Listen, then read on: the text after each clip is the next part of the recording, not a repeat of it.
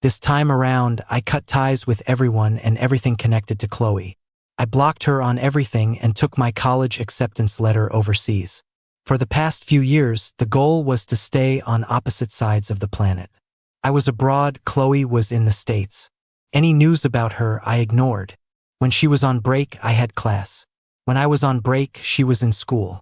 She worked in the US, I worked abroad.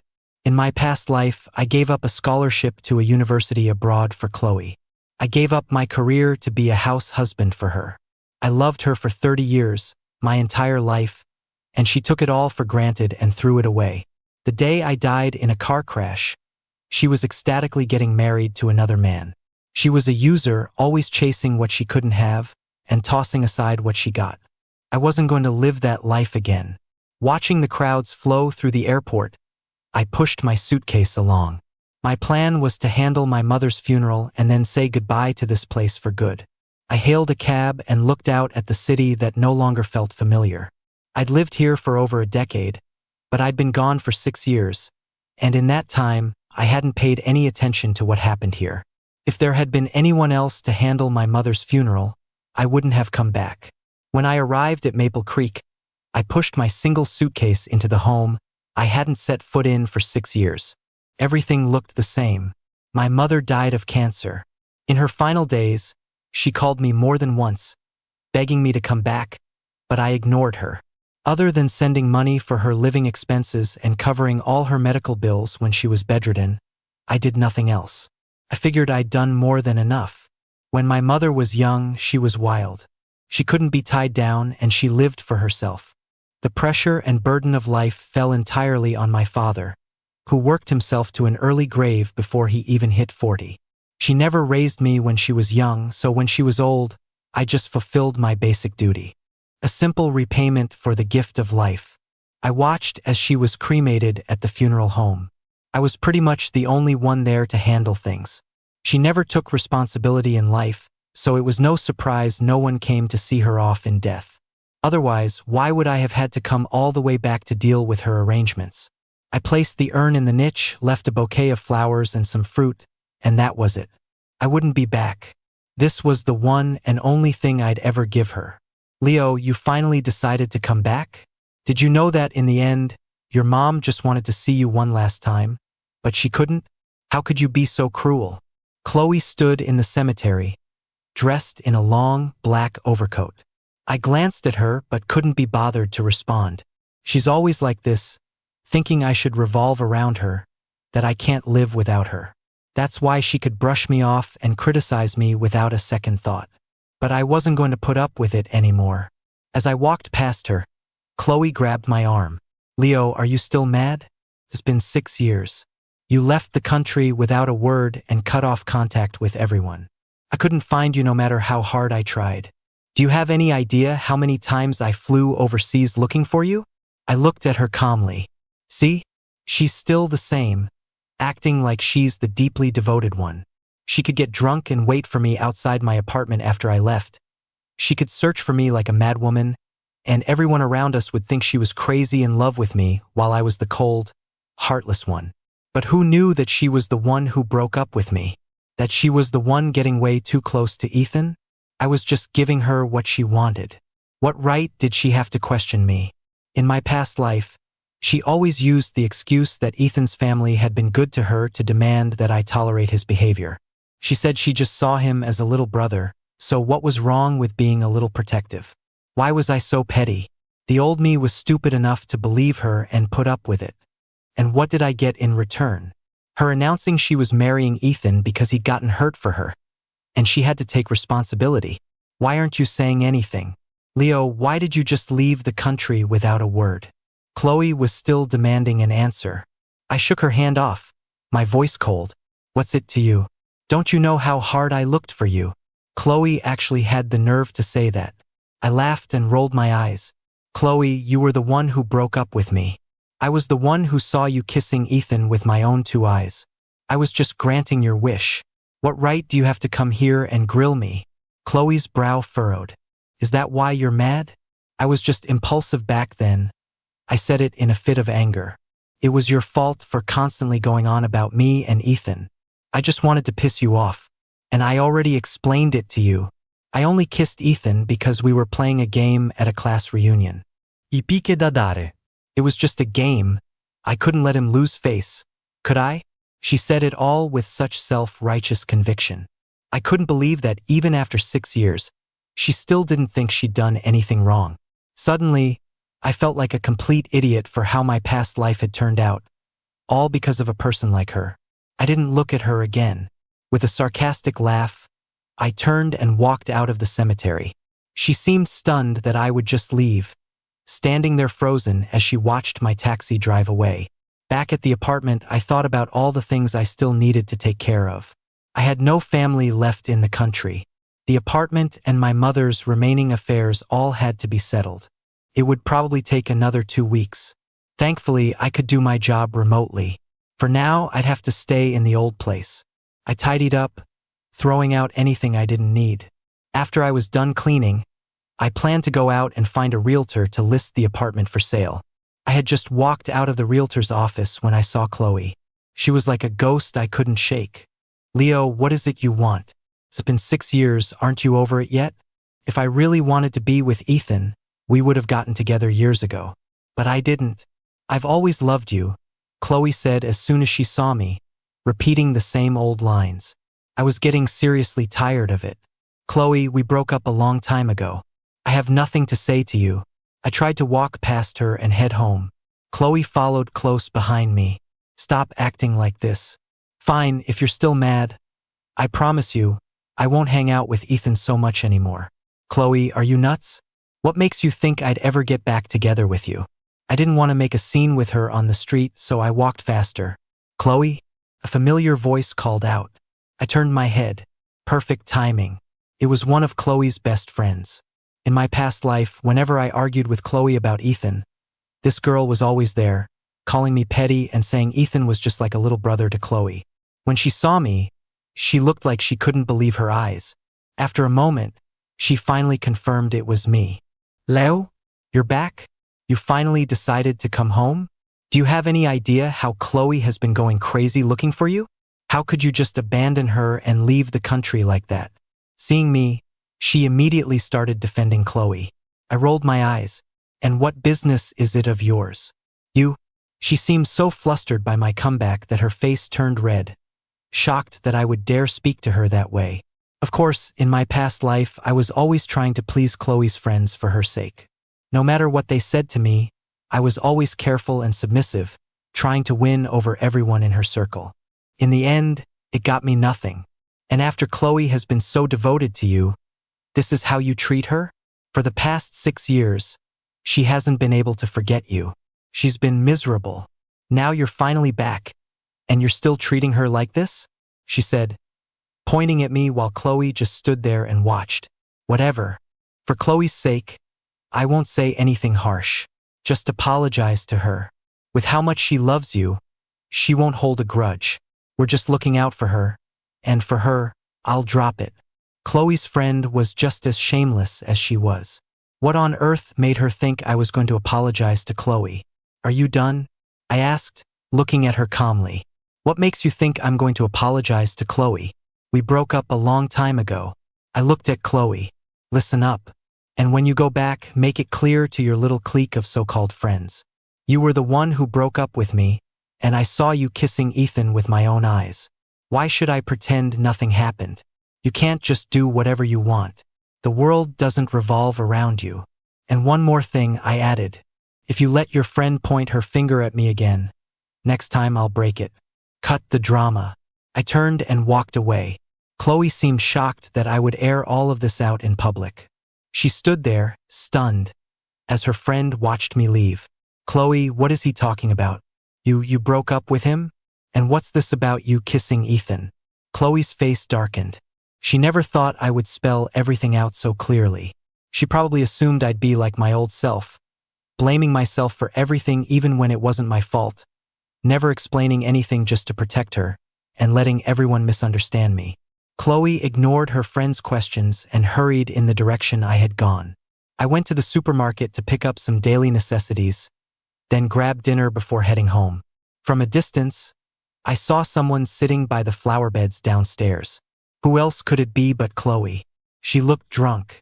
I pretended not to see her and walked past. But when she saw me, she grabbed onto me like a madwoman. Why? Yes, I was the one who broke up with you, but I told you I was just angry. Why did you have to tell my friends? Do you hate me that much? I pried her hands off me. Why wouldn't I say it?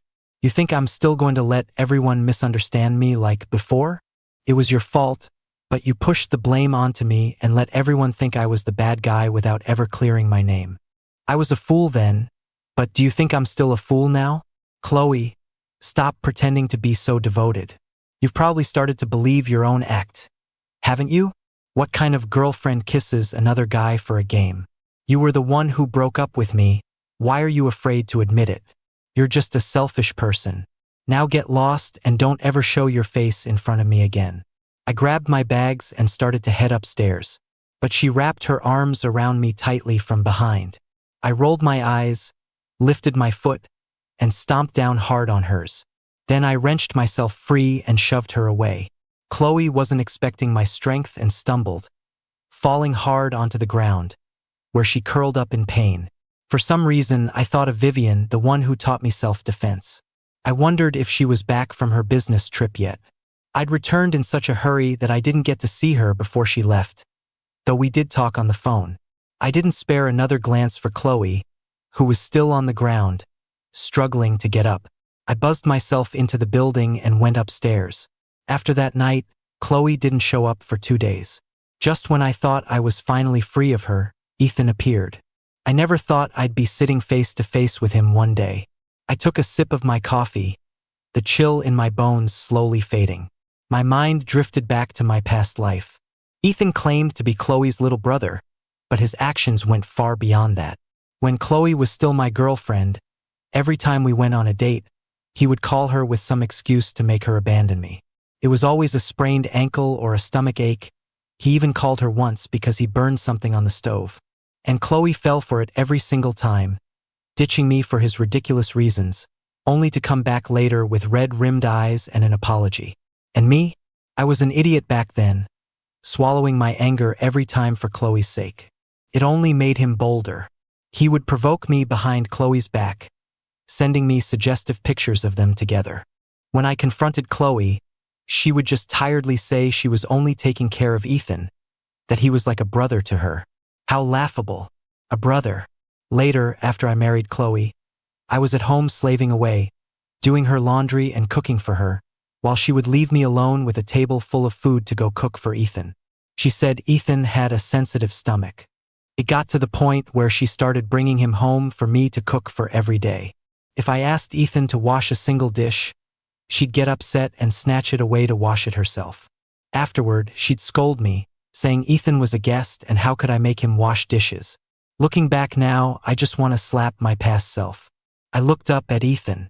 It seemed my time back in the country wouldn't be without its share of entertainment. Spit it out. I don't have time to sit here and drink coffee with you. Leo, man, you came back and didn't even say anything. I would have had Chloe come pick you up, Ethan said, still putting on that fake, earnest act. Your precious Chloe isn't here, so you can cut the crap. Say what you have to say. I don't think we're on terms to be sitting here having a chat. I couldn't help but roll my eyes. My words pierced through his carefully constructed facade. His face turned pale, then flushed. Leo, I really didn't mean for it to happen back then. Chloe and I were just playing a game. She was afraid I'd lose face. That's why she kissed me. I didn't think you'd see. Suddenly, Ethan's eyes reddened, and his voice choked up. Leo, please forgive Chloe. It's not what you think between us. She's in so much pain right now. Please just forgive her. I watched his performance with cold eyes. I had to admit, his acting was as good as ever. He could turn it on in an instant. Is that all you have to say? Then I'm out of here. As I stood up to leave, Ethan grabbed my arm, looking like he was about to burst into tears. Anyone who didn't know better would have thought I was abandoning him. Leo, please go see Chloe. She's been miserable looking for you all these years. All she does is look for you and work. She has to drink for work, and she drinks when she misses you. Her stomach is a mess. She came to find you the other night, and you pushed her down. She's in the hospital right now. Please go see her. She said she won't take her medicine until she sees you. Just how blind was I in my past life to have tolerated these two idiots parading around in front of me time and time again? What does her being in the hospital have to do with me? I'm not the one who wrecked her stomach. And if she doesn't want to take her medicine, she should just check out and stop wasting public resources. Whether she lives or dies has nothing to do with me. I glanced at my empty coffee cup, picked up my bag, and walked out of the cafe. Ethan chased after me, shouting, "Leo, how can you be so heartless? Chloe loves you so much. Why can't you just forgive her?" People on the street heard him and, seeing his pathetic act, started pointing and whispering about me. I crossed my arms and watched his righteous performance with a sneer. "Oh, you're right. I'm not that generous. I can't forgive a cheater who kisses other guys. And if you feel so bad for your dear Chloe, go be with her. I don't want her sloppy seconds. Why do you keep chasing me, begging me to forgive her? Are you stupid? I'm 6'1", a good head taller than Ethan, who's about 5'7". I looked down at him. Also, we broke up 6 years ago. You two, her dear brother and his sister, have been sneaking around behind my back. If you're so open-minded that you can live happily in a threesome, that's your business, but I'm not interested." I threw my hands up and looked at him playfully. The onlookers who had been enjoying the show immediately turned on Ethan. They started pointing at him, and some even started yelling at him for being shameless enough to come to me, the ex-boyfriend. A few people even surrounded him to block his way, telling me to hurry up and leave. I gave them a grateful look, glanced at Ethan, who was trapped in the middle of the crowd with a beet red face, and walked away. Ethan was furious. He definitely didn't expect the guy who always swallowed his anger to expose his lies and act in public. And he was right. The old me would have endured the misunderstanding for the sake of Chloe's so-called dignity. But not anymore. With this second chance, I was going to completely break free from my past life. Leaving the realtor's office, I felt a wave of frustration. The old apartment was proving difficult to sell. It had been on the market for days with no takers. Most of my mother's affairs were settled, but this apartment, probably because of its less than ideal location and lack of an elevator, was going to be a tough sell. After Ethan's little stunt, I hadn't bothered to keep up with what happened to them. As I was walking back, my phone rang. I looked down and saw it was Vivien. "Hey, Vivien? Yeah, it's me. How are things going over there?" Vivien's cool, pleasant voice came through the phone. "Pretty much wrapped up. It's just this old apartment that might take a while to sell," I said with a sigh. I wasn't expecting to get much for it anyway.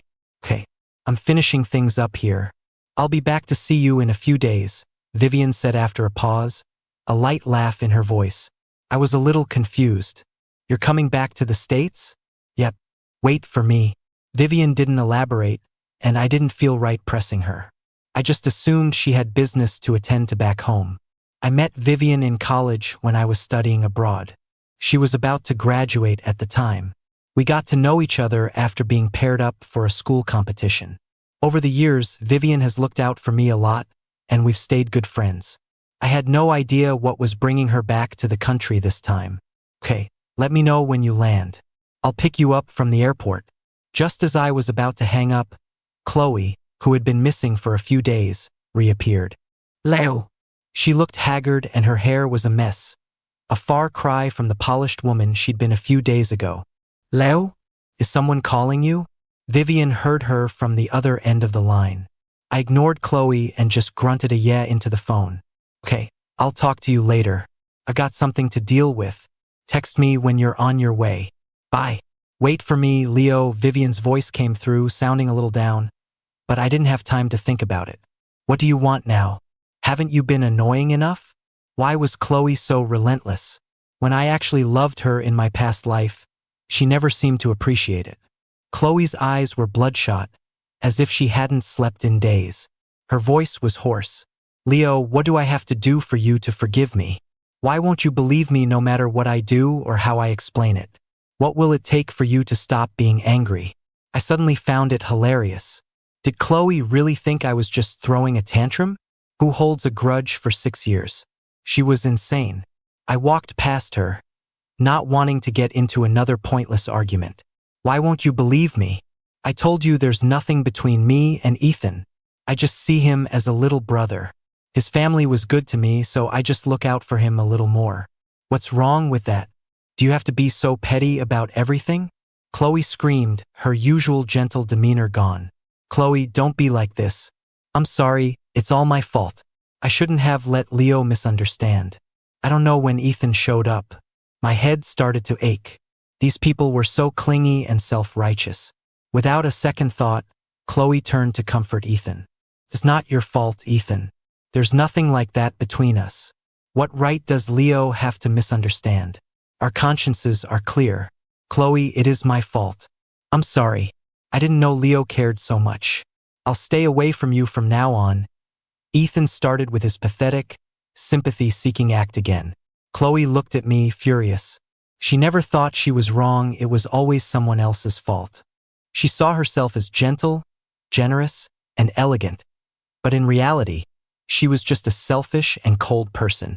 Chloe took it for granted that I should revolve around her. That's why, even after I disappeared for 6 years, she just thought I was sulking. She thought a little coaxing and an apology would be enough to win me back. Suddenly, it all felt so pointless. The unresolved anger from my past life, the painful escape and 6 years of healing after my rebirth, it all seemed meaningless. Maybe it was time to let go. The obsessions that haunted my death, the healing in this new life, anything and everything related to Chloe needed to be put behind me. Chloe, is this really necessary? I suddenly feel like this is all so pointless. Seriously, let's just drop the act. Who are you putting on this life or death drama for? I laughed, feeling like it was time to cut all ties and start my life over. If you two can't let it go, if you still think I'm the same pathetic, easy to manipulate Leo from before, you're wrong. Since you won't leave me alone, let's just lay all our grievances out on the table, loud and clear, and then go our separate ways. I don't have time to play along with your drama tonight.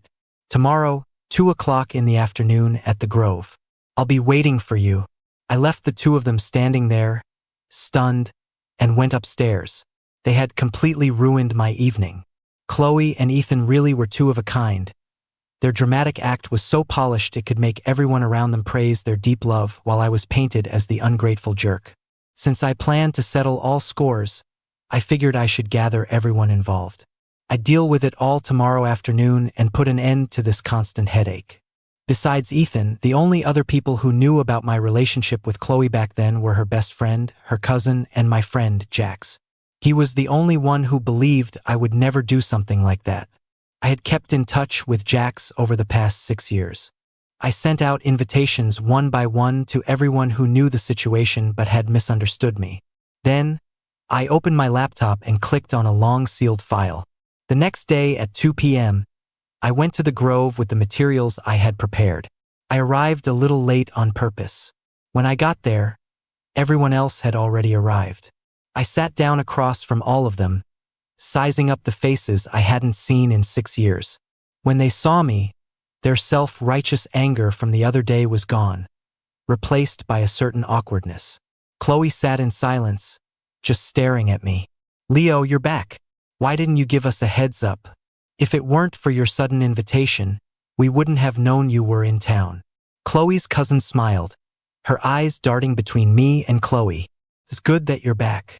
Just don't go leaving the country without a word again. You have no idea how hard Chloe looked for you. She was going crazy. I didn't say anything. She coughed and continued, you're not leaving again this time, right? There's nothing you can't get past. Come on, just apologize to Chloe. She loves you so much. She's been thinking about you constantly. She wouldn't have the heart to stay mad at you. I just smiled and watched them, just as I thought. Everyone believed I was the one who abandoned Chloe, that I was the one who threw a tantrum, ghosted everyone, and ran off to another country. I turned to look at Chloe. She was really good at keeping quiet. Wasn't it the same in my past life? She let her friends and everyone around her think it was my fault. She herself never explained or admitted anything. She would wait for everyone else to smooth things over for her, to convince me to apologize and sweet-talk her, and then she would swoop in and play the magnanimous one.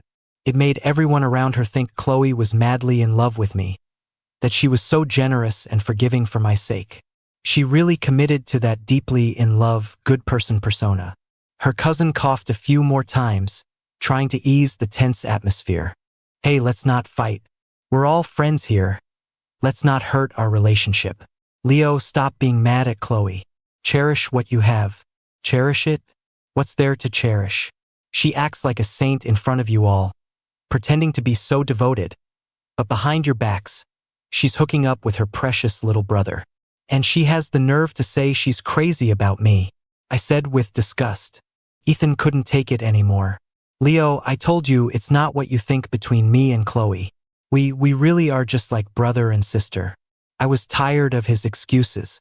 I took out an envelope and pulled out a stack of photos, the provocative messages Ethan had sent me 6 years ago, pictures of him and Chloe in suggestive poses, and the photo of them kissing.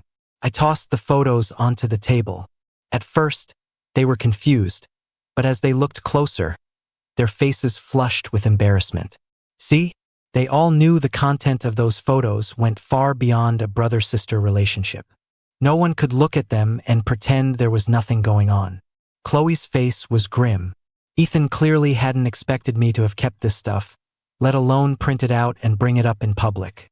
His face went pale, his lips trembling as he tried to think of what to say, or rather, how to defend himself. Chloe, today, in front of everyone, do you dare to admit that 6 years ago you were the one who broke up with me? I was completely calm. I just looked at Chloe's dark expression. 6 years ago, you broke up with me out of the blue. I called you hundreds of times and you didn't answer. I went to your apartment but you were gone on a business trip. You were the one who broke up with me, and you were the one who disappeared. What right do I have to not leave the country? We were already broken up when I left. How dare you say I abandoned you? 6 years ago, I had been arguing with Chloe for a week straight about her kissing Ethan. She got fed up with my nagging and broke up with me. Of course, I didn't want to. After the breakup, Chloe left on a business trip. I couldn't reach her, and she wasn't at her apartment. Dejected, I collapsed on the street and woke up to find I had been reborn. So I grabbed my acceptance letter and got on a plane out of the country. Chloe, how could you let everyone misunderstand me? You just stood there watching them blame and criticize me, all while pretending to be so devoted to my face. I crossed my arms, my eyes cold and calm. Today, you're gonna set the record straight in front of everyone. Chloe closed her eyes. She probably never expected me to call her out and expose her act like this. Yes, 6 years ago, I was the one who broke up with you. But I was just angry because you kept nagging me. I said it in a fit of rage. I didn't contact you because I just needed some space. I didn't think you'd take it seriously. I laughed out loud. Chloe, what makes you think I have to revolve around you? What makes you think I have to tolerate everything you do, no matter what?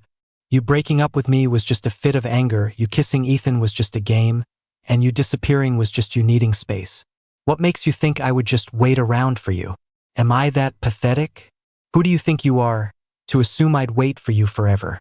You did all of it, but I took all the blame. When they were all pointing their fingers at me and yelling, "Why didn't you stand up and admit what you did?" I pointed at her friends, then looked at Chloe. She looked like she wanted the ground to swallow her whole. I abandoned you? How ridiculous.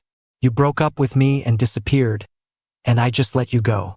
Then you come back from your business trip and put on this act of deep devotion, saying it was just words spoken in anger. Well, I was serious. I, Leo Davis, am not that desperate. I'm not going to be your lapdog. I went scorched earth on the whole table, and their faces burned with embarrassment. You, I said to her cousin, I respect you as her sister, but what gives you the right to tell me I have to put up with Chloe's crap? And you, I said to her friend, you had a lot to say before. Look at these pictures. What was that about Ethan being Chloe's little brother? Everyone at the table looked uncomfortable. When Ethan tried to say something else, I grabbed the photos from the table and threw them in his face. By sheer coincidence, the one that landed on him was the picture of him and Chloe kissing. Their expressions changed instantly. And you, I said to Ethan, stop playing the victim, crying at the drop of a hat. Who's bullying you? Whenever I was on a date with Chloe, you either had a sprained ankle or a stomach ache. You even called Chloe because you burned something on the stove. A little brother? What kind of brother has no shame and no boundaries? I was just doing you two a favor, letting you be together. So what's the problem? I gave you what you wanted, but you're still not happy? Why are you still chasing after me and bothering me? Are you both just gluttons for punishment? I finished my tirade and poured myself a cup of tea. The table was silent. They had never imagined this was the truth. All this time, they thought I was the one who had abandoned Chloe without a word and left the country. They thought I had unilaterally cut off contact with everyone. They had seen Chloe's frantic search for me after she returned from her business trip and thought she was deeply in love. They saw her stay single for 6 years and thought she was loyal, still hung up on me even after I had treated her so badly. But they never thought this was what really happened, that Chloe was the one who broke up with me, that she was the one who disappeared first. Thinking back on all the things they had said about me, their faces burned with shame. They couldn't bring themselves to defend Chloe anymore. But Jax, on the other hand, slapped Ethan right across the face. You shameless bastard. How dare you interfere in someone else's relationship and then have the nerve to ask for forgiveness? And you, Chloe, Jax said, to think I defended you. So you were the one who broke up with him? Some woman you are, blaming it all on the man. A cheater and a scumbag, you two really are a perfect match. Jax grabbed his bag, stood up, and walked over to me. After that, he left. I looked at the remaining people. This meal was a total bust. I'd have to find somewhere else to eat later. Chloe, Ethan, I've said my piece. From now on, please don't bother me again. Otherwise, I won't be so polite. As of today, we're even. We'll go our separate ways and never see each other again. Hearing this, Chloe shot up from her seat, the chair clattering to the floor behind her. Her cousin grabbed her arm, signaling for her to stop talking. It was clear from my words today that getting back together was impossible. I picked up my bag and walked out of the private room. Standing at the entrance of the Grove, I was about to call a cab when Chloe, her cousin, and the others came out. Apparently, none of them had an appetite either. Chloe hesitated, then approached me, her face pale. Leo, is there really no chance for us? Her friend stepped forward and pulled Chloe back. Chloe, just stop. You were in the wrong here. Let it go. Don't make it any uglier than it already is. When Ethan tried to step forward, the cousin blocked him. Don't make things worse, she said coldly, clearly no longer fond of him. She didn't want to get involved in Chloe's business anymore either. After being yelled at like that, especially when her side was in the wrong, her mood was sour. Chloe struggled against her friend's grip, about to say something more, when a pair of bright headlights swept across the group standing at the entrance, forcing them to squint. A Maybach pulled up in front of me. I was confused. The back door opened, and a woman in a beige trench coat, tall and elegant at about 5'9", stepped out, silhouetted against the light. She had a powerful presence, with exquisite features and stunning beauty that silenced everyone around her. When I recognized who it was, I was even more confused. Vivien, what are you doing here? You're back? Why didn't you tell me? I would have picked you up. Vivien stood before me. She was tall, and even though I was on the steps, I was only just looking down at her. She was certainly statuesque, easily matching Chloe, who was around 5'7". Her long, dark hair fell over her shoulders, and her usually cool, beautiful face was lit up with a warm smile. I just landed. It was a last-minute thing, so I didn't tell you ahead of time. I heard you were here, so I came over. She glanced at the group behind me and raised an eyebrow. Is your dinner over? Want me to give you a ride home? Perfect. I was tired of dealing with the clueless Chloe anyway. I nodded and got into Vivien's car. Leo, who is she? Chloe couldn't hold back any longer. She broke free from her friend and ran toward me. I ignored her and got into the car. Vivien blocked Chloe's path, her eyes narrowing as she looked at her. Ms. Liu, she said with a warning tone, I believe Leo has made himself perfectly clear. Please stop harassing him. Otherwise, I will have to consider taking further action. Vivien didn't even seem to register Chloe as a threat. Before getting into the car, she added, and you don't get to call him Leo anymore, Ms. Liu." All Chloe could do was watch as the car drove away, her eyes red, her face pale and ugly. Even her friend was fed up. "Chloe, stop it." Leo made himself clear. "Besides, you were the one who broke up with him." "You," she trailed off, not bothering to finish, and just walked away. Her cousin shook her head, patted Chloe's shoulder, and left too. Only Chloe and Ethan remained at the entrance of the grove, their expressions grim.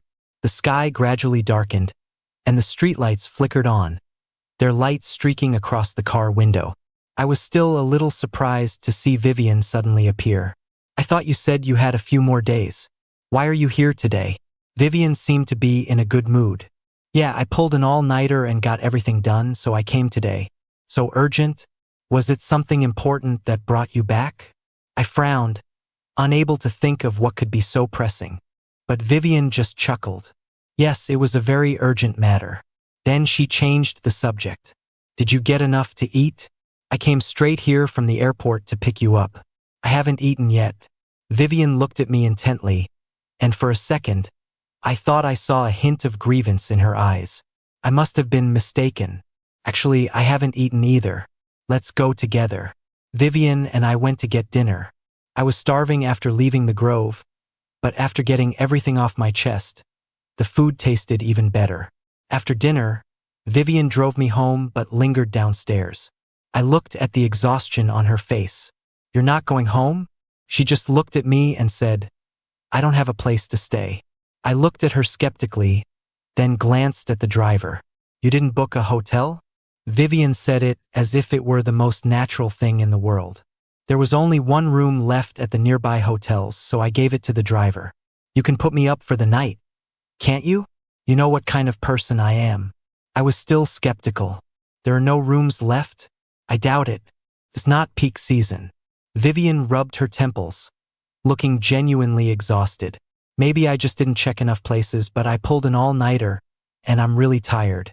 I looked at her, thought about it, and finally agreed to let her stay for the night. As I watched the driver pull away, I still had my doubts. "Here's a toothbrush and a towel. As for anything else, I don't have it.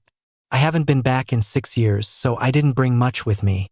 I handed her a new toothbrush and towel I'd bought a few days ago. Good thing I had bought an extra set. Vivien took them. "I brought my own. You go to bed. Don't worry about me." I watched her make herself at home and decided to just let it go. It had been a long, draining day. When I woke up and came out of my room, Vivien was already up. She saw me and her face lit up, her voice filled with a smile. "Morning." I saw there was nothing in the house, so I went out and bought some breakfast. "Go wash up and eat." I nodded numbly. It wasn't until the water hit my face that I finally woke up. "What do you have going on today?" Vivien asked, handing me a bowl of porridge and a steamed bun. I thought for a moment. There really wasn't much left to do, just the old apartment. I had to go back to the realtor today. Basically all done. I just have to go to the realtor's office today to check on the progress. Vivien nodded. "I'll go with you." I looked at her, completely bewildered. "Didn't you say you had urgent business to attend to?" "You don't have to come with me. Go do what you need to do." But Vivien suddenly looked me straight in the eye, something swirling in their depths. "You are my urgent business, Leo." I was even more confused. Vivien usually called me Leo or by my full name. She rarely used my first name so intimately. Maybe she had just picked it up from hearing Chloe say it yesterday. "How about this? I'll go with you to the realtor, and you come with me to Northwood High. I'll tell you everything then," Vivien said with a sudden seriousness. I looked at her expression and had no choice but to nod. Fortunately, there was finally some good news from the realtor. Someone was interested in buying the apartment. I heard it was a young guy who had been working hard in the city and had finally saved up enough to buy this small, old place. I didn't ask for much more than the listing price. We agreed to have him view the apartment tomorrow, and if it went well, we could sign the contract. It was still early when we left the realtor's office, so Vivien and I decided to walk to Northwood High. It wasn't too far from here. After a quick chat with the security guard at the gate of Northwood High, he let us in. The school was on winter break, so he wasn't too strict, especially since both Vivien and I were alumni. I attended Northwood High, as did Chloe and Ethan. Ethan and I were in the same year, while Chloe was a year ahead of me. I was surprised to find out that Vivien had also graduated from Northwood. You graduated from Northwood too? I don't think you've ever mentioned it, I said, looking at Vivien. It felt like such a coincidence that we were alumni. So what year were you? I don't remember hearing about you. I mean, with your looks, you'd think there'd be some buzz, right? I was genuinely curious about Vivien's high school experience. Vivien looked out at the Northwood track, a hint of nostalgia in her eyes. I was class of '07. You were a freshman when I was a senior. Vivien looked at me and said, Leo, that school event abroad wasn't the first time I saw you. The first time I saw you was right here. You were running the 800-meter and I was the timekeeper. I was stunned, my eyes wide, but I still couldn't remember. Really? How come I have no memory of that? Vivien's lips curved into a slightly bitter smile. Back then, you only had eyes for Chloe. How could you have noticed me? I laughed awkwardly. She was right. That was before my rebirth. Of course, I only saw Chloe. I definitely wouldn't have noticed anyone else. Vivien suddenly stopped, her gaze intense and fiery. Leo, the first time I saw you here, I fell for you. But you had Chloe then. Now do I have a chance to stand by your side? My mind reeled from the sudden confession. I didn't know how to respond. This is a little sudden. Vivien placed her hands on my shoulders, making me look down at her. I can wait until you're ready. There's no rush. You can take your time to think about it. So, that's my urgent business. I needed you to know how I feel. I blinked, nodding numbly. Get away from him. Who are you? Chloe appeared out of nowhere, rushing over to pull me away from Vivien, but Vivien caught her by the wrist. Let go of me. Don't you touch Leo. Chloe struggled, looking ridiculous. She was shorter than me and rarely exercised, so she was no match for the seemingly delicate but surprisingly strong Vivien. Vivien scoffed and let go. Chloe, still struggling, lost her balance and fell to the ground. Vivien grabbed my hand. Let's go. But Chloe wasn't going to give up. She scrambled to her feet and rushed at us again. I was getting really tired of this. I stepped in front of Vivien. Haven't you had enough? Aren't you embarrassed? Chloe, let's just part on good terms, while I can still be civil with you. Vivien stood behind me, her voice dripping with sarcasm and coldness. Chloe, we're all adults here. Let's be graceful. Don't make this uglier than it has to be. Some people, once you lose them for good. No amount of regret will change that. Chloe looked like I had just hit a nerve. Her eyes red and her face twisted in anger. I looked at her, my words like daggers. Enough. What's the point, Chloe? My voice wasn't loud, but it made her flinch as if I'd slapped her. Her face went white. At that moment, I felt a weight lift from my chest. Across 2 lifetimes, that suppressed roar of anger was finally, completely released. We are never, ever getting back together. I don't hate you, and I don't love you anymore. We're even. If you continue to harass me and bother me, I won't hesitate to report you to the police. I knew myself. Chloe could no longer provoke any emotion in me. Chloe, the truth is you don't love me. You only love yourself. You don't cherish what you have, and you can't stand not having what you've lost. It's just a pathetic, common flaw. Stop hiding it under the banner of love. If you could just admit that to yourself, you might at least leave with some dignity. Vivien, let's go. I took Vivien's hand and led her away from the track, leaving Chloe standing there, stunned by my words. Walking out of Northwood, I felt incredibly light. I should have said all that a long time ago. Vivien took my hand and looked at it. Your hand is all red from clenching it. I looked at her suddenly concerned face and felt a little embarrassed. I haven't said yes to you yet. Vivien leaned in close, her beautiful face beaming. She suddenly hugged me, her voice coming from my chest, filled with anticipation. I told you I can wait. Leo, you have to keep your word. From now on, Chloe can no longer have a place in your heart, and I'll be waiting for the day I can. On that late autumn day, the street was lined with sweet osmanthus trees, their blossoms in full bloom. The ground was covered in a carpet of golden flowers. As the autumn wind blew, the fragrant petals danced through the air, dotting the hair and shoulders of the two people embracing. Vivien's story. Vivien never thought she would see Leo Davis again, the boy she had hidden deep in her heart, at a school event abroad. She seized the opportunity to finally get to know him, to become his friend. The first time Vivien saw Leo was in her senior year, at the Northwood High School sports meet. She looked at the name on her list, Leo Davis. A strong, distinctive name. She had seen that name on the school's honor roll, on the list of top-ranking students. He had always held the #1 spot in the freshman class. Then she saw him for the first time at the sports meet. He had a bright smile, handsome features, and a clean school uniform. The sun shone on his face, making him look like a little sun himself. Vivien didn't know why, but the softest part of her heart was touched. From then on, she paid special attention to Leo. But he only had eyes for Chloe. She heard from her classmates that he was the new king of the school, and he and Chloe were childhood sweethearts who had gotten into Northwood together, though Chloe was always second best. Chloe also had a little brother, Ethan, who was at the bottom of his class, barely scraping by to get into Northwood. She heard Chloe was living with Ethan's family, which was why she treated him like a brother. She watched Leo revolve around Chloe, watched him get upset with her because of Ethan, but she never dared to get close to him. Vivien had received her acceptance letter from a university abroad early on, but she decided to take the college entrance exams anyway. On the last day of the exams, she gathered the courage to confess to him. But in the school hallway, she overheard Leo confessing to Chloe, and Chloe accepting. She watched as Chloe took a happy Leo's hand and walked out of the school building. That day, she buried Leo in the deepest part of her heart. But fate was kind to her. It let her meet Leo again and gave her the chance to stand by his side. When she met Leo abroad, Vivien could see that beneath his smiling exterior, he was in pain. It was his vulnerable side. But that was okay.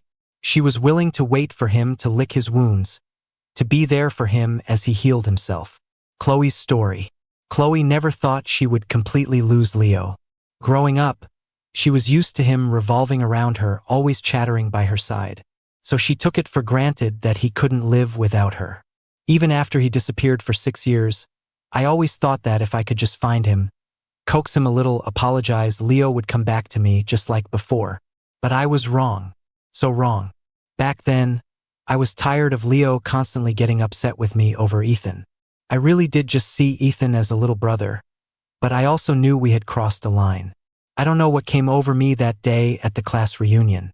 We were playing a game, and with everyone cheering us on and Ethan's face flushed red, I kissed him on a whim. Afterward, I told myself it was just to save him from embarrassment. I despicably refused to admit I was wrong, letting everyone misunderstand Leo, letting them think he was the one who abandoned me. Over time, I started to believe it myself. Breaking up with him was, admittedly, something I said in a fit of anger. I was angry that Leo wouldn't let go of the kiss, and in a dark corner of my mind, I was afraid to admit my mistake, so I chose to run away. When I came back, I regretted it. I thought Leo would still be there waiting for me, but I never imagined he would actually be gone, having cut all ties and disappeared. For 6 years, I flew abroad countless times, but I could never find any news of him. When I heard he was back, I was ecstatic. But Leo wouldn't forgive me. I begged him humbly, hoping he would give me another chance. It wasn't until that woman appeared that I suddenly panicked. I realized that Leo was truly slipping away from me, and his words finally woke me up. I was filled with regret and pain, but it was too late to win him back. I accidentally discovered that Ethan had been provoking Leo 6 years ago, deliberately driving a wedge between us. I also learned that all those accidents he had during our dates weren't coincidences, they were his schemes. When I realized all of this, I was disgusted by Ethan's manipulations. I distanced myself from him and I hated him. Leo left again, returning abroad with that woman. This time, there was nothing left to tie him to this city. He had no family here, the apartment was sold. He left without a trace, without a single look back. A year later, I heard from someone that Leo was getting married. I couldn't resist going to see for myself. From a distance, I saw Leo smiling so happily. He looked so happy marrying that woman. A few years later, I saw a photo on someone's social feed. It was Leo and that woman. She was holding a chubby little boy with Leo's eyes, and Leo had his arm around her, smiling. The three of them were strolling down a street in a foreign country, the blue sea behind them. My eyes suddenly welled up, and tears streamed down my face before I even realized it. I covered my face and sobbed.